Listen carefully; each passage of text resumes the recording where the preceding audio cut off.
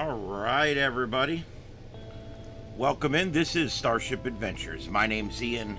Live tonight, Starship Studios in Southwest Florida, where it is a balmy 77 degrees outside with a decent humidity. Not as high as it is in the summer, but we're going to have a warm Christmas.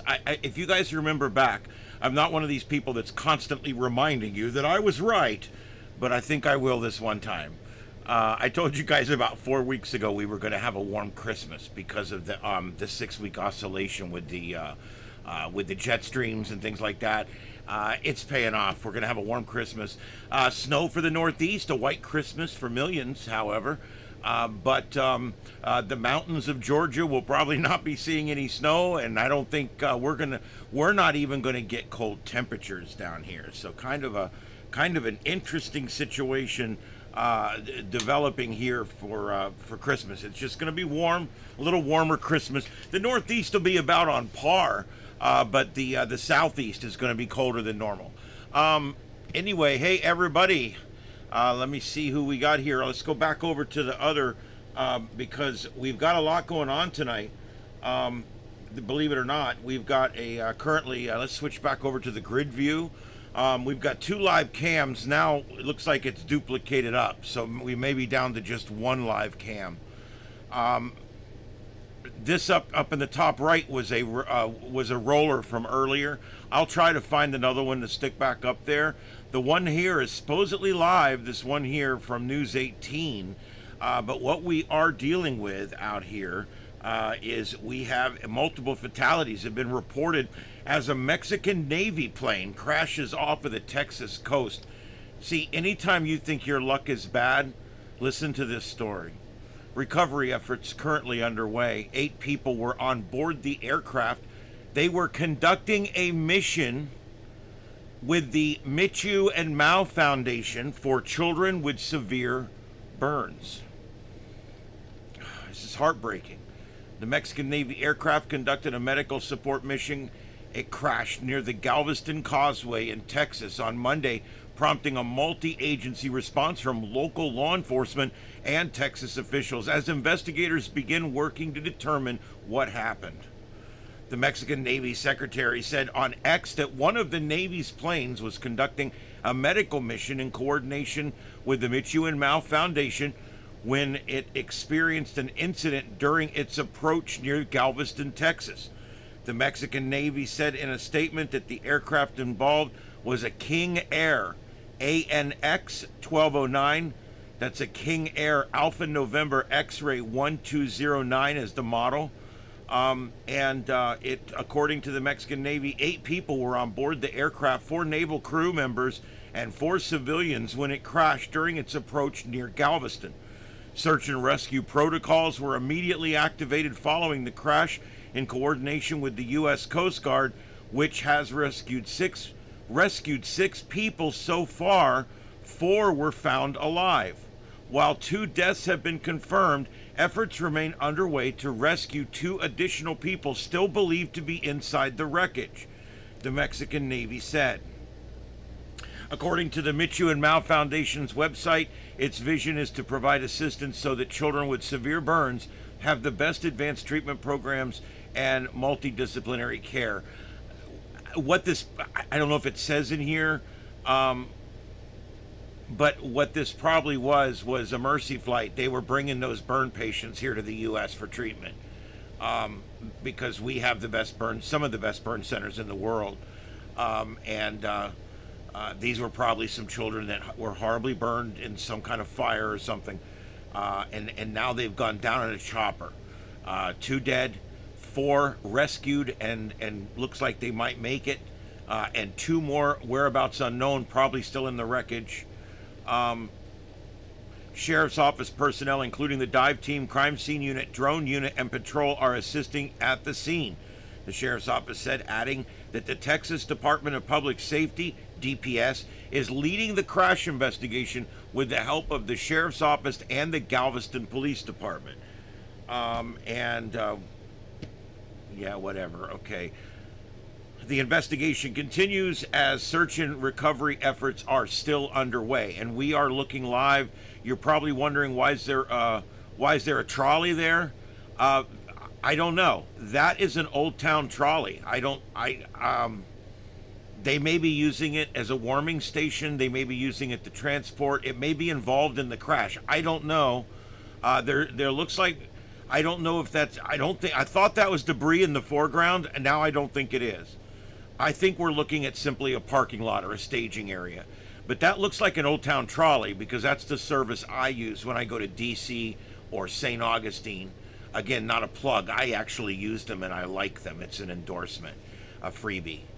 Anyway, and they're in a lot of different towns. I don't know if they're in this town, but that sure looks like their trolley right there. My gosh. The stickers and everything. Ooh, take it off, baby. All right, so there we go. Yeah, it could be the local trolley. We have those same trolleys here. They're painted blue and wood color. But we have those same trolleys here that run people from downtown to the beach and all that bullshit. It could be just a local trolley.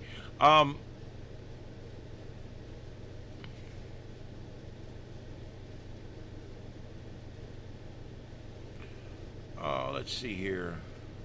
Hey, everybody. Let's see. I got Gator in. Thanks for being here, Gator Fits. I got Eyes. Thank you for being here. Cherokee George. Thank you for stopping by. Eyes on Heaven.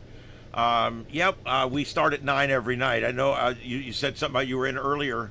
I do start early every now and then if I get home early and something's going on or whatever, but normally 9 p.m. Eastern.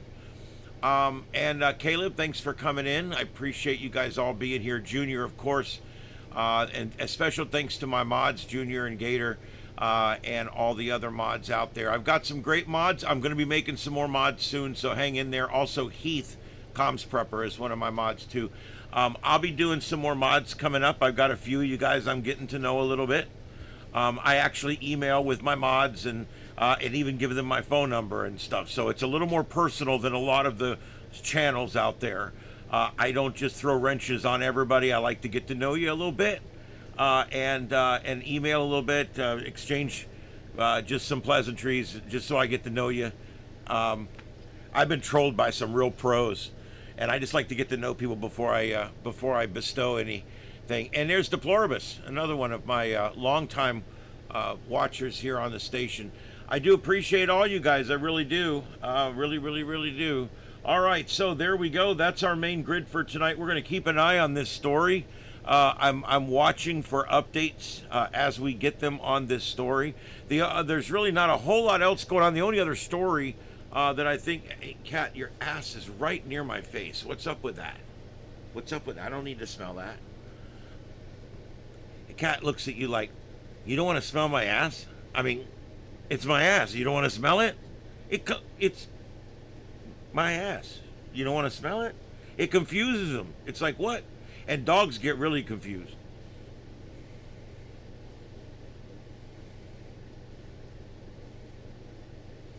All right.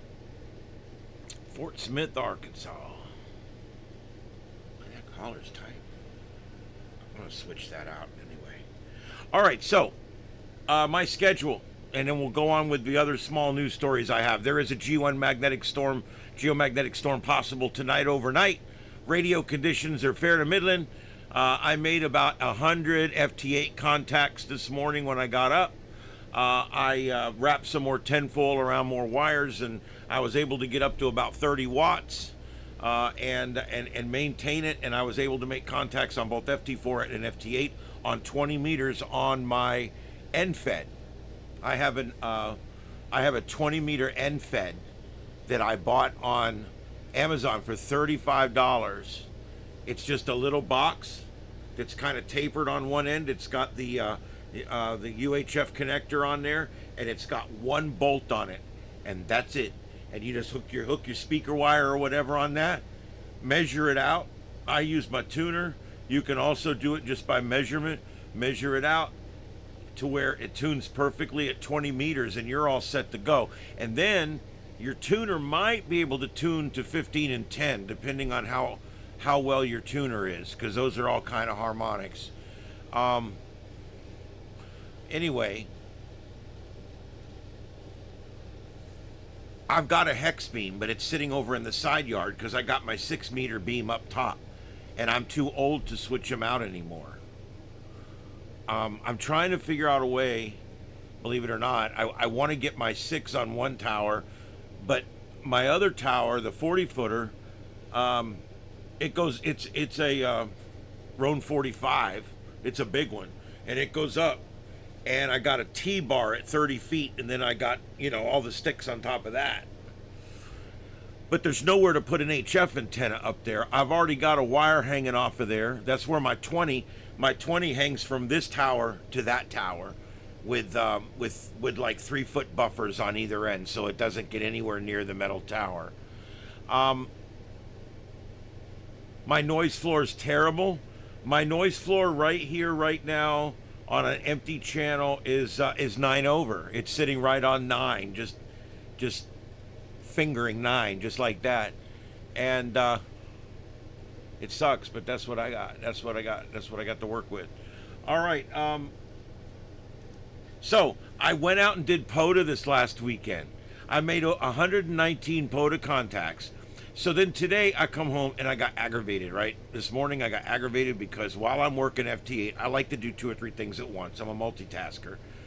While I'm working FT8, while I'm doing, checking my comments and stuff and reacting to comments on YouTube, I also went and I pulled up my hunter log, and they do not provide a way to convert your hunter log over to an ADIF file or a Cabriello file so that you can put it in QRZ or Logbook of the Idiot World or Logbook for the Old Man, EQSL, whatever you're using. They all accept ADIF, and that's what you really need.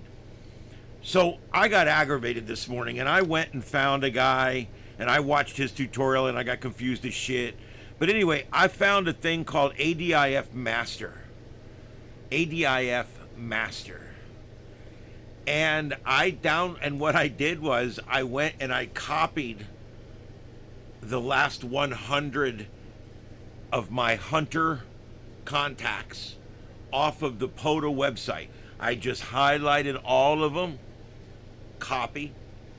I went over to an Excel spreadsheet, a Google Sheets, not an Excel, a Google Sheets. I went to Google Sheets, right-click, paste. That's all I did. Now I've got all my information in there for the last 100 hunter contacts, right? Now I have to turn that into an ADIF file. Well, it's not that difficult to do.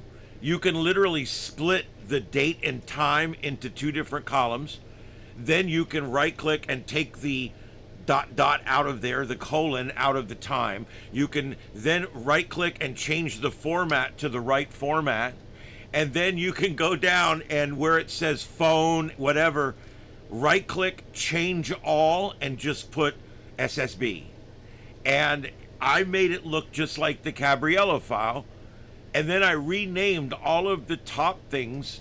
Right click, and I named it what it was. Okay, this is the date. Okay, this is the time. This is this is that. And it worked.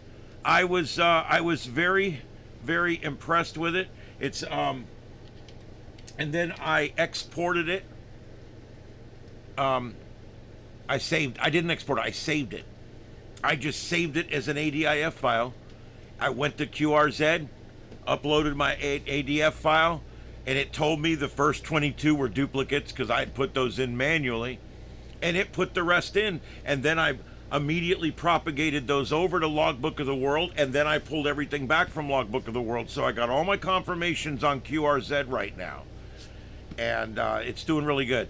But I just wanted to tell you guys, I found this. It's called ADIF Master, and the reason it works is because you can go in and you can change, you can take whatever you've got. If you've got an old log or something that you want or whatever, you can use this to take what you have and make it as usable as possible, and then just add what you need to add to it.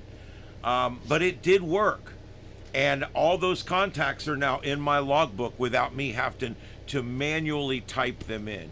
Hey, Carlotta and Red, 2 more of my mods coming in. Thank you guys for being here. I've heard from several people that may be going to Hamcation. I know that Carlotta Alada is going to Hamcation. I know that VTX Radio, Simplex, what is it? Scuffed Radio, Joseph, he's going. And I heard from 2 different people. Who was it? Gator, I think. Somebody told me they were definitely going one day. And so I'm hoping to see you guys. I'm going to be there Saturday for sure. And then we're looking at if we need to do another day or not. Yeah, Scuffed Radio. I screwed it all up. I said my other friend's channel there too, but that's all right. Yes. So anyway, I wanted to just remind everybody that Hamcation's coming up. It's the first weekend in February. It's like the 7th through the 9th, I think it is. It's in Orlando, Florida. It is the 3rd or 4th largest ham fest in the country. One of the 20 biggest in the world. It's just an absolutely huge ham fest. I went and looked at the vendor list and stuff like that, and it's absolutely immense. All the major radio dealers are going to be there. The tailgating is going to be crazy. The parts people are going to be out in force.